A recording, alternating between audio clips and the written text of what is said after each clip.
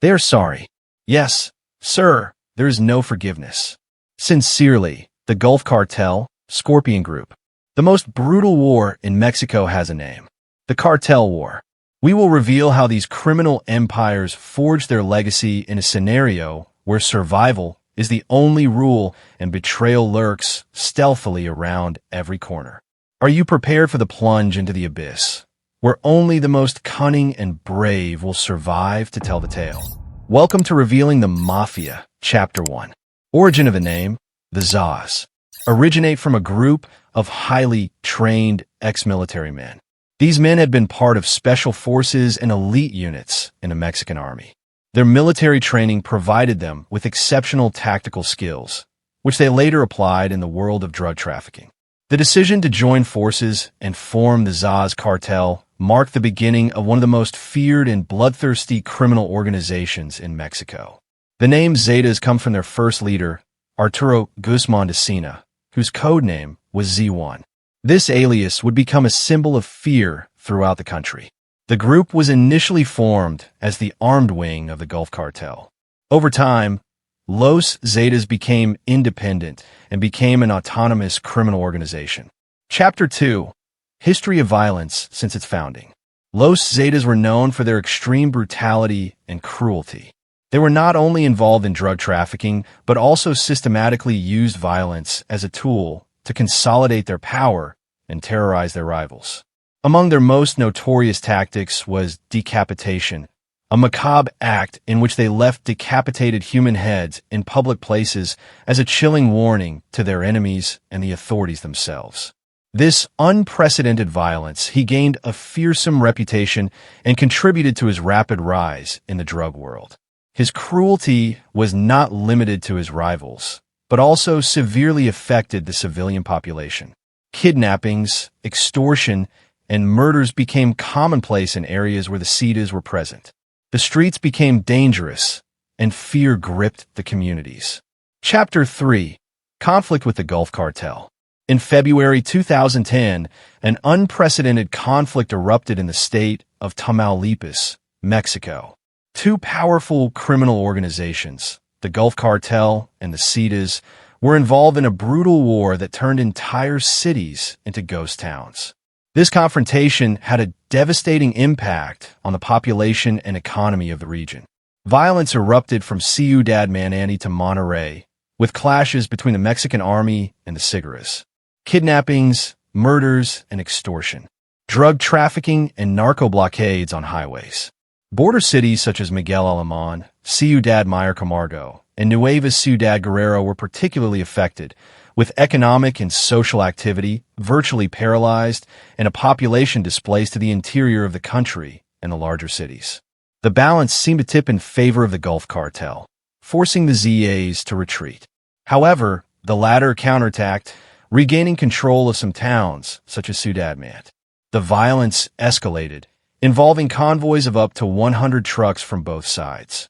In November 2010, the Mexican Armed Forces launched an operation in northern Tamaulipas, allowing thousands of families to return to their homes after months of exile in other states.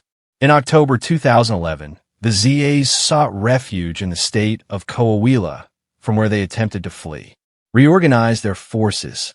However, during 2011 and 2012, they suffered internal divisions due to the death of Heriberto Lazcano, alias El Lazca, and the arrest of Miguel Trevino Morales, alias LZ40. This led some cells of the Zetas to join the Gulf Cartel. During 2012, the Zetas, despite the internal divisions they had experienced, sought to strengthen their presence in different regions. In particular, they sought refuge in the state of Coahuila, from where they attempted to reorganize their forces and maintain their influence in the world of organized crime. During this same period, the Gulf Cartel also experienced internal changes and missions. However, both groups continued to fight for control of strategic territories and drug trafficking routes in northeastern Mexico. In October 2013, the Zetas intensified their efforts to recapture the territories. They had lost this fight to the Gulf Cartel. This resulted in an increase in violence in the region known as the Small Border, which once again became the scene of clashes between the two drug cartels. As time progressed, both criminal organizations continued to experience internal divisions and conflicts over their respective areas. These years were marked by instability and violence in the region. This had a devastating impact on the local population and the economy of the affected areas. Chapter 4. Fracture of the Organization.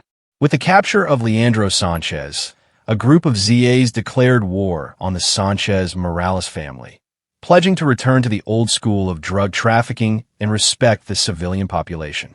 This action also pointed to the Trevino's as alleged traitors, which triggered an internal dispute over control of the cell in the states of Tamaulipas, Nuevo Leon, and Oca. The conflict involved various cells that made up the armed wings of the Zetas. However, two main factions can be identified. On the one hand, the Z faction, led by the Trevino-Morales family, which called itself the Northeast Cartel, CDN, and was the only one that remained active.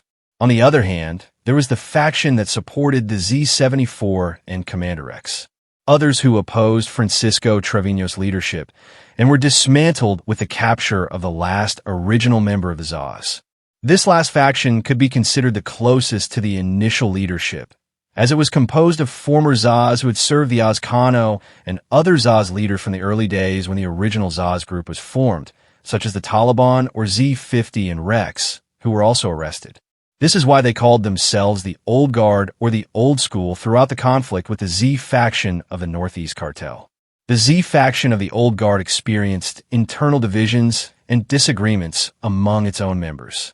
This led to the formation of Zaz groups that operated independently, confronting both the Zaz factions of the Northeast Cartel and rival cartels to resist the Zaz attacks.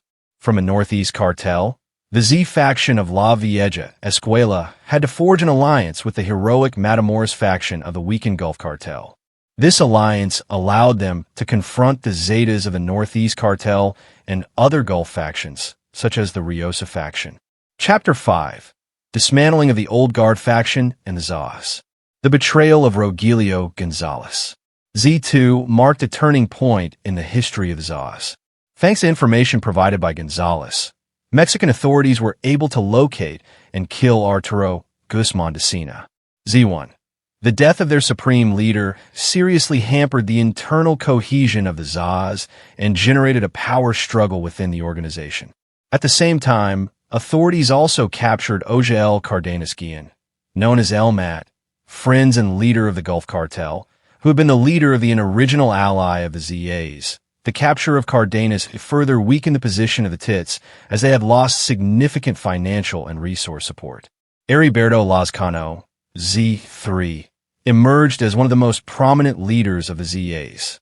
After the fall of Z1, he displayed undisputed criminal leadership and managed to maintain the group's cohesion amid the confusion and struggle for control. Lazcano sought to establish alliances with other cartels such as the Beltran Leyva and Vicente Carrillo Fuentes cartels to maintain their influence and continue their operations. Despite his efforts, the ZAs continued to weaken due to pressure from security forces and internal struggles. The organization faced constant challenges, including the persecution of other cartels and the increase in violence throughout Mexico. We have completed this brief history. If you want more content, click the like button, subscribe, and activate it. Tinkerbell. See you in the next video.